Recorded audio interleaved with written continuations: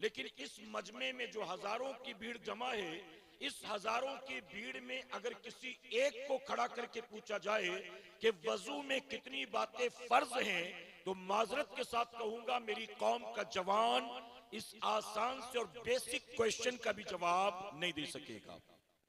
गलत तो नहीं कह रहा हूं मैं।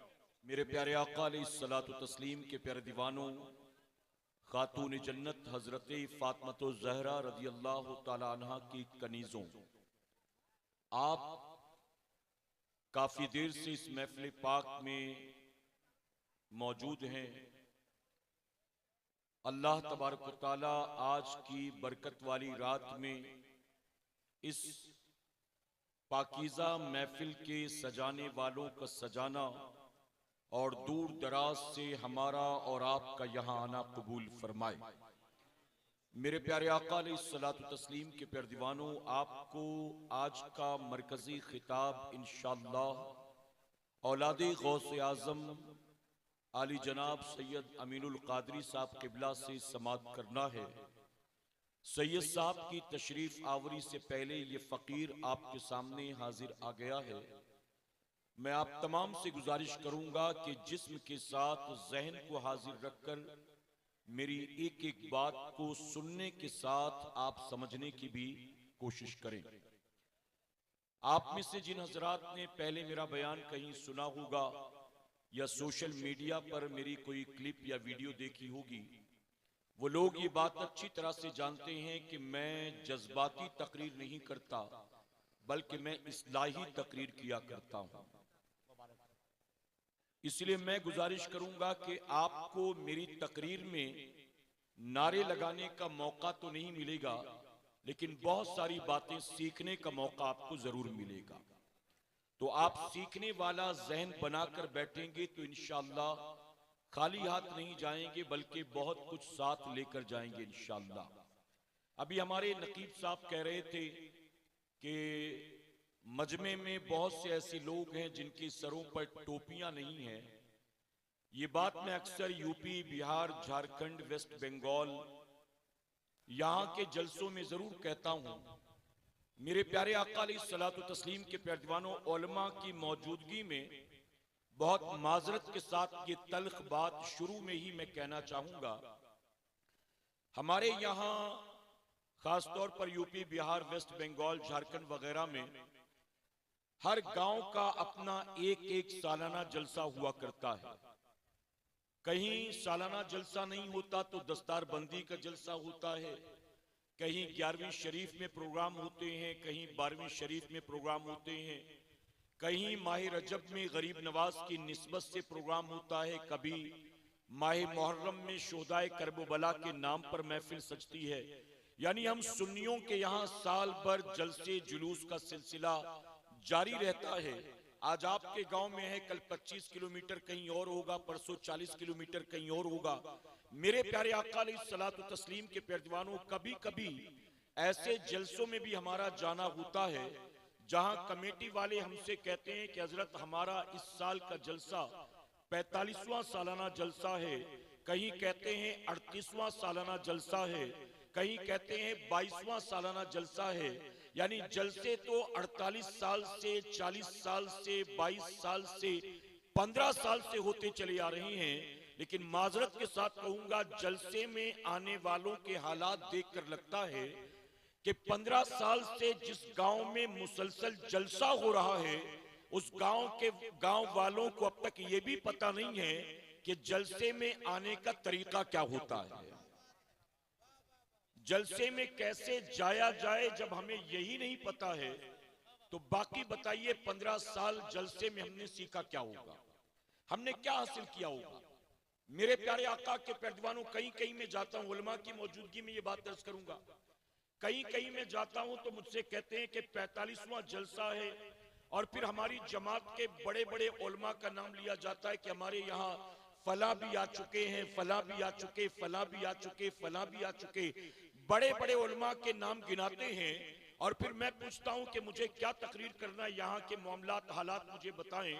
तो कहते हैं आपको हजरत शराब पर बोलना है, आपको नमाज पर बोलना है, आपको हुकूक वालिदैन पर बोलना है, आपको जहेज पर बोलना है, आपको सूद पर बोलना है, हमारे यहाँ लड़कियां भाग रही आपको इस पर बोलना है, आपको पर्दे पर बोलना है, हमारे यहाँ तलाक बहुत हो रहा है आपको मियाँ बीवी के हुकूक पर बोलना है, हमारे यहाँ लोग उलमा का एहतराम नहीं करते आपको उलमा पर बोलना है। यानी उस 45वें जलसे में मुझे 45 टॉपिक दिया जाएगा कि इन उन्वानात पर बोलना है। तो मैं उनसे सवाल करता हूं कि मुझसे पहले आप जिन उलमा के नाम गिना चुके, आखिर उन्होंने आकर क्या किया? सारा कुछ 45 साल का मुझे ही बोलना है, तो फिर उन लोगों ने क्या किया अब तक आप बताइए। मेरे प्यारे आका के पैरजवानों, बुरा मत मानिएगा, हम सुन्नियों के यहाँ जलसों की कोई कमी नहीं है, लेकिन इस मजमे में जो हजारों की भीड़ जमा है, इस हजारों की भीड़ में अगर किसी एक को खड़ा करके पूछा जाए कि वजू में कितनी बातें फर्ज हैं, तो माजरत के साथ कहूंगा मेरी कौम का जवान इस आसान से और बेसिक क्वेश्चन का भी जवाब नहीं दे सकेगा। गलत तो नहीं कह रहा हूं मैं, मेरे प्यारे आका के पैरजवानों। अब आप सुने, हमारे उलमा ने इन जलसों की जो बुनियाद रखी थी, इन जलसों का जो आगाज किया था, उसकी तारीख क्या है, रीजन क्या है? हमारे बुजुर्गों ने देखा कि हर मुसलमान मदरसे में आकर 8-10 साल दीन नहीं सीख सकता, हर मुसलमान मकतब में आकर दीन नहीं सीख सकता, हर मुसलमान रोजाना 1-2 घंटा निकालकर उलमा की सोहबत में बैठकर दीन नहीं सीख सकता। जब हमारे उलमा ने देखा कि दीन सीखने के लिए आज के भागदौड़ के माहौल में आम मुसलमान मकतब और मदरसे में या उलमा की सोहबत में आकर दीन सीखने के लिए वक्त नहीं निकाल सकता, तो हमारे उलमा ने तय किया कि ये हमारे पास नहीं आ सकते, हम इनके पास जाएंगे, हम खेत खलियानों में महफिल सजाएंगे, हम चौक चौराहों पर महफिल सजाएंगे, हम गली मोहल्लों में महफिल सजाएंगे, हम कभी 11वीं के नाम पर इनको जमा करेंगे, हम कभी मीलाद के नाम पर इनको जमा करेंगे, हम कभी छठी के नाम पर इनको जमा करेंगे, हम कभी करबला के नाम पर इनको जमा करेंगे, हम कभी गौस पाक के नाम पर इनको जमा करेंगे, और हम इनको इस तरह से साल भर वक्तन फवक्तन जमा करेंगे। ये हमारे पास दीन सीखने नहीं आ सकते, हम इनको जलसों में जमा करके जलसों के जरिए दीन सिखाने की कोशिश करेंगे। असल महफिलों का मकसद यही था और इसकी बुनियाद इसीलिए रखी गई थी। लेकिन आज के दौर में माजरत के साथ कहना पड़ता है कि आज हमने जलसों को भी महज रस्म रिवाज बनाकर रख दिया।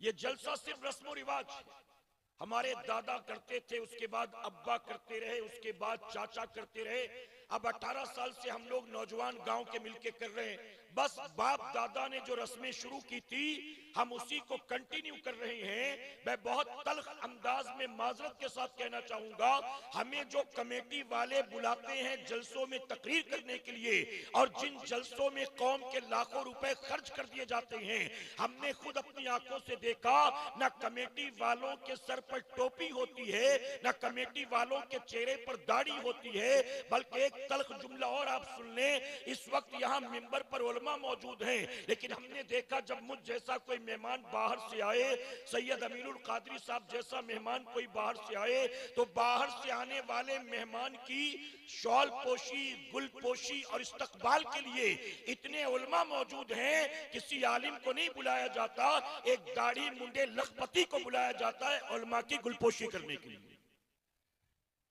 आप बताइए, मैं गलत तो नहीं कह रहा हूं?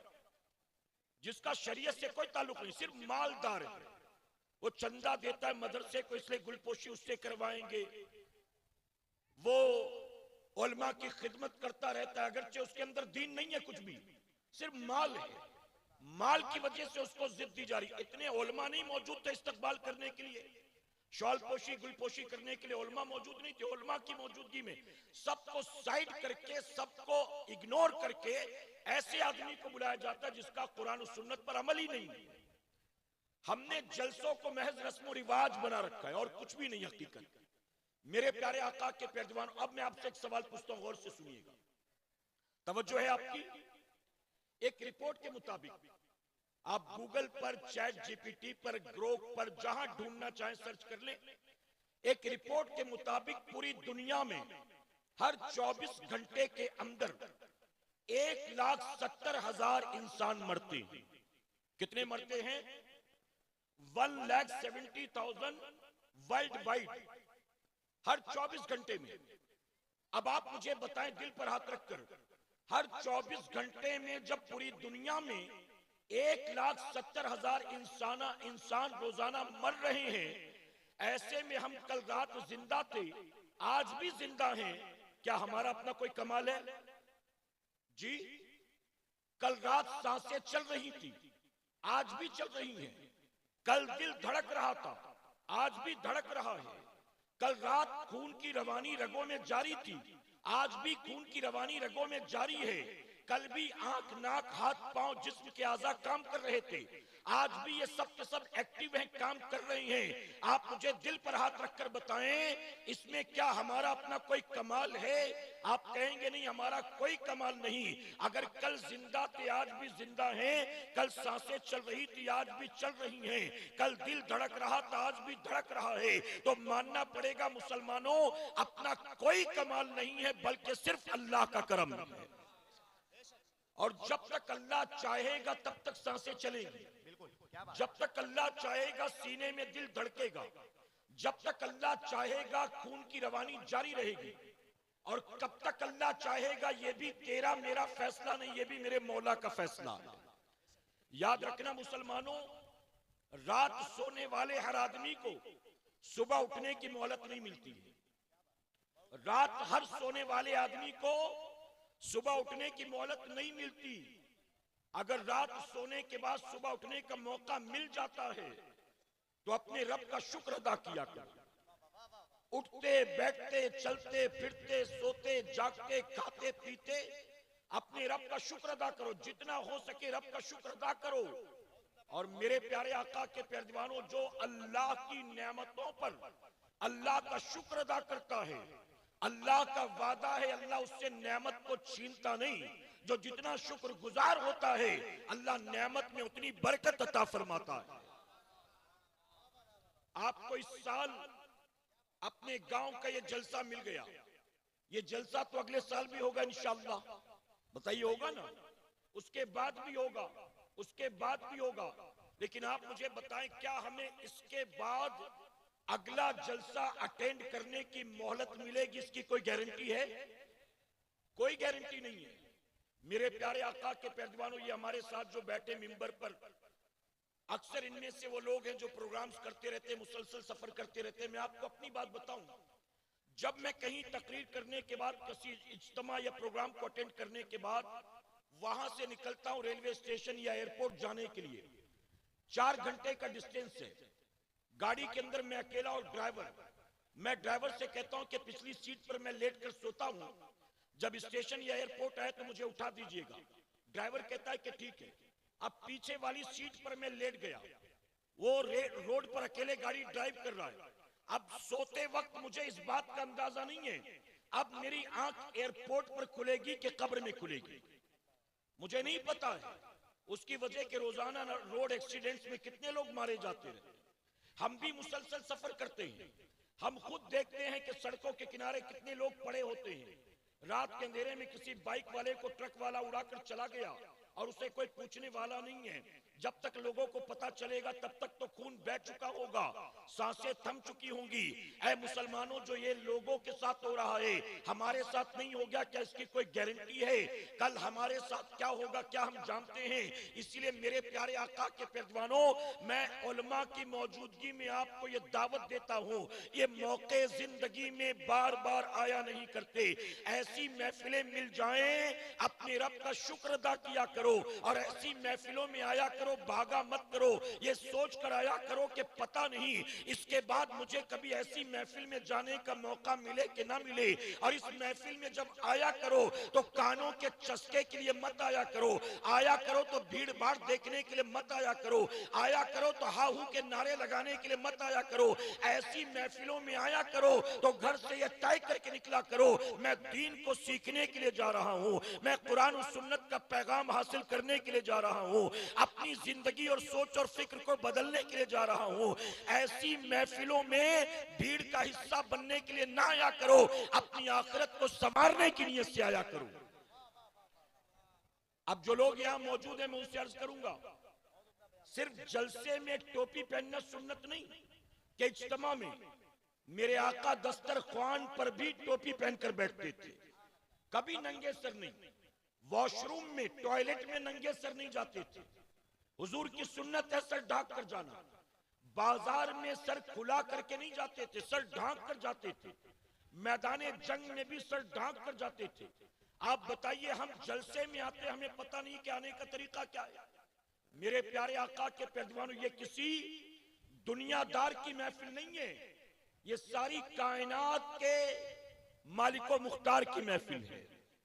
और इस महफिल के बारे में हम सुन्नियों का अकीदा है, तवज्जो है आपकी, इस महफिल के बारे में हम सुन्नियों का अकीदा है, जहां जिक्र रिसालत मआब होता है, जहां जिक्र रिसालत मआब होता है, वहां पे सांस भी लेना सवाब होता है, वहां पे सांस भी लेना सवाब होता है। और आपने ये भी सुना होगा ना, सुना होगा आपने ये भी सुना है, आप हर आशिक के घर तशरीफ लाते हैं, कभी मेरे भी घर में हो चरागा या रसूल अल्लाह। और हमारे बुजुर्गों ने कहा, जाओ हुजूर के नाम की महफिल सजती है, हुजूर खुद तशरीफ लाया करते हैं। अगर हमारा ये मानना है कि ऐसी महफिलों में रसूलुल्लाह खुद आते हैं, तो मेरे प्यारे आका के पैरवानों, जरा हम भी तो ऐसी महफिल में मुअद्दब बनकर आया करें।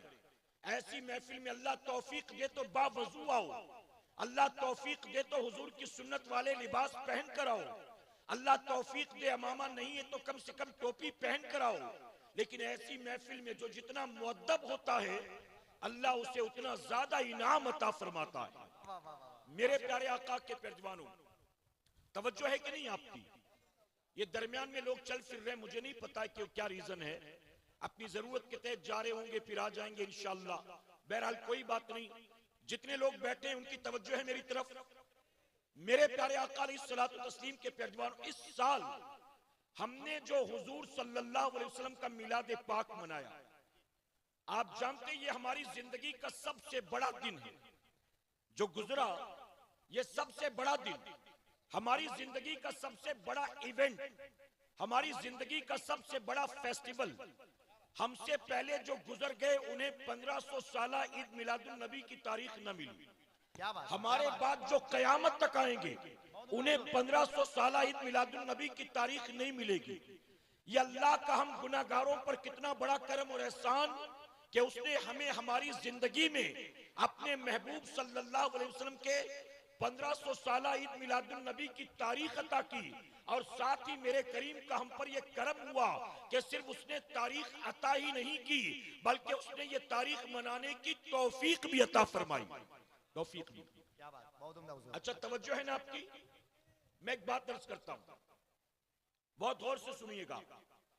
मेरे प्यारे आका के पैरवानों, मैं पूरे हिंदुस्तान में ये बात कहता हूं और अपनी कौम के जवानों को मुतमईन करता हूं, यहां जितने भी मेरी कौम के जवान बैठे मुतमईन हो सुनकर मेरी बात को।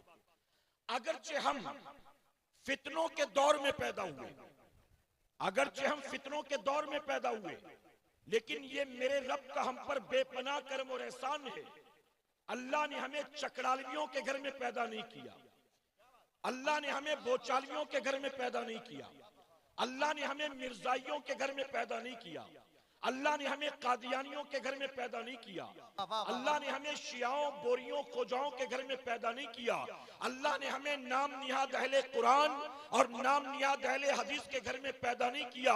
अल्लाह का हम पर बेपनाह करम और एहसान, अल्लाह ने हमें और आपको अहले सुन्नत वल जमात में पैदा फरमाया है। और मैं डंके की चोट पर कहता हूँ, शुरू से लेकर अब तक जितने औलिया पैदा हुए, जितने सूफिया पैदा हुए, किसी बातिल फिरके में एक भी वली पैदा नहीं हुआ, बल्कि जितने वली पैदा हुए अल्लाह ने सारे वली अहले सुन्नत में पैदा फरमाए। और जानते सारे वली अहले सुन्नत में क्यों पैदा हुए? सारे वली अहले सुन्नत में क्यों? उसकी वजह यह है कि अल्लाह का वली बेईमानों के घर में पैदा नहीं होता, अल्लाह का वली ईमान वालों के घर में पैदा होता है। आप बताइए, किसी फिरके में कोई गौस है? किसी फिरके में कोई ख्वाजा है? किसी फिरके में कोई मखदूम है? किसी फिरके में कोई मजजूब है? कोई नहीं। ऐ सुन्नियों, अपनी किस्मत पर नाज करो। अल्लाह ने हमें और आपको गौसो ख्वाजा की जमात में पैदा फरमाया है। जिस जमात में गौसो ख्वाजा पैदा हुए, हम वहां पैदा हुए। मेरे प्यारे आका के पेरजवानों, अब एक बात और अर्ज करूंगा। मैं कुछ अहम अहम बातें बता रहा हूं। यहां बहुत से लोग मुंबई में रहते होंगे, कुछ बैंगलोर में, कुछ दिल्ली में, कुछ सऊदी में। एक मर्तबा 12वीं शरीफ के मौके पर मैं तकरीर कर रहा था बॉम्बे में। मैं था, नूरानी मियाँ भी उसमें थे। मेरी तकरीर हो रही थी, फिर हजरत तशरीफ लाने वाले थे। तो मेरी तकरीर के दरमियान 12वीं शरीफ का प्रोग्राम था, मिलाद शरीफ की महफिल। गौर से सुनना, यह जिंदगी भर काम आने वाली चीज है। मैं तकरीर कर रहा था, दरमियाने तकरीर एक चिट्ठी आई। उस चिट्ठी में सवाल लिखा हुआ था, हमारे मदरसे के बच्चे भी सुन लें। चिट्ठी में सवाल लिखा था कि ये मुसलमान जो 4 अलग अलग फिरकों में बट गए, ये जो 4 अलग अलग फिरके बन गए मुसलमानों में, कोई हनफी है, कोई शाफई है, कोई हम्बली है, कोई मालिकी है, क्या कयामत में भी ऐसे 4 अलग अलग काउंटर लगा होगा कि ये हनफियों का काउंटर है, ये शाफियों का काउंटर है, ये मालिकियों का, ये हम्बलियों का? क्या 4 अलग अलग ऐसे काउंटर लगे होंगे? अच्छा, उसने कहा जो 4 फिरके, हालांकि ये 4 फिरके नहीं है, ये 4 स्कूल ऑफ थॉट है, ये 4 फिका के फील्ड है, ये 4 मजहब है फिका के, ये 4 फिरके नहीं है। लेकिन चूंकि सवाल करने वाला किसी बातिल फिरके से ताल्लुक रखता था, उसने ये कहा। अब 10 सेकंड के लिए, मैंने पढ़ा नहीं था कभी, ये मैंने कभी उलमा से सुना नहीं था। 10 सेकंड के लिए मैं ब्लैंक हो गया। लेकिन मिंबर रसूल पर मौजूद हूं, जिम्मेदारी के साथ ये बात कहूंगा, सुनियो, मेरा अपना तजुर्बा है कई सालों का। 10 सेकंड के लिए सवाल को पढ़कर मैं ब्लैंक हुआ, लेकिन अल्लाह तबारक ताला कभी अपने महबूब के चाहने वालों को रुसवा नहीं फरमाता है। आप YouTube पर सर्च करके देखें, आपको पता चलेगा हमारे उलमा से दुनिया के किसी मुल्क में और किसी भी हिस्से में और किसी भी फिरके वाले से और किसी भी उन्वान पर जब भी मुनाजरा हुआ है, तो ये या तो हारे हैं या तो भागे हैं। अल्लाह ने हमेशा कामयाबी गौसे आजम के गुलामों को अता फरमाया है। क्या बात है, नारे तकबीर भाई, जोर से नारे रिसालत, फैजाने गौसे आजम, मसलके आला हजरत। 10 सेकंड के लिए मैं ब्लैंक हो गया कि मैं इसका क्या जवाब दूं। क्या कयामत में ऐसे 4 अलग अलग काउंटर होंगे? तो मैंने फिर 10 सेकंड के बाद जवाब दिया कि हमसे ये पूछता है कि क्या कयामत में इसी तरह से 4 अलग अलग काउंटर होंगे? कयामत में 4 काउंटर नहीं होंगे, कयामत में हम सुन्नियों के लिए बेशुमार काउंटर होंगे। मैंने कहा कहीं सिद्दीक अकबर का काउंटर होगा, कहीं उमर फारूक आजम का काउंटर होगा, कहीं उस्मान गनी का काउंटर होगा, कहीं मौला अली का काउंटर होगा, कहीं हसनैन करीमैन का काउंटर होगा, कहीं नन्हे अली असगर का काउंटर होगा, कहीं नौजवान अली अकबर का काउंटर होगा, कहीं इमाम ज़ैनुल आबिदीन का काउंटर होगा, कहीं इमाम जाफर सादिक का काउंटर होगा, कहीं गौसे आजम का काउंटर होगा, कहीं गरीब नवाज का काउंटर होगा। तो हमसे पूछता क्या कयामत में 4 काउंटर होंगे? हम सुन्नियों की फिक्र करना बंद कर दे। हम सुन्नियों के लिए कयामत में 4 नहीं, बेशुमार काउंटर होंगे। अपनी खैर मना, हमारे लिए तो बेशुमार काउंटर होंगे। तेरा तो डायरेक्ट एनकाउंटर होगा। हमारा टेंशन छोड़, अपनी खैर मना, तेरा तो डायरेक्ट एनकाउंटर होगा। मेरे प्यारे आका अलैहिस्सलातु तस्लीम के प्यारे दीवानों, तो मुतमईन रहें। जितने लोग भी अपने आप को मुसलमान कहलाते, कयामत के दिन इन्हें जन्नत तो क्या, जन्नत की खुशबू भी मैसर नहीं आएगी। अगर जन्नत में जाएंगे तो सिर्फ अहले सुन्नत वल जमात के लोग जाएंगे। बेशक इंशाअल्लाह। अब मैं जो समझाना चाहता हूं, चले उस तरफ चलते हैं।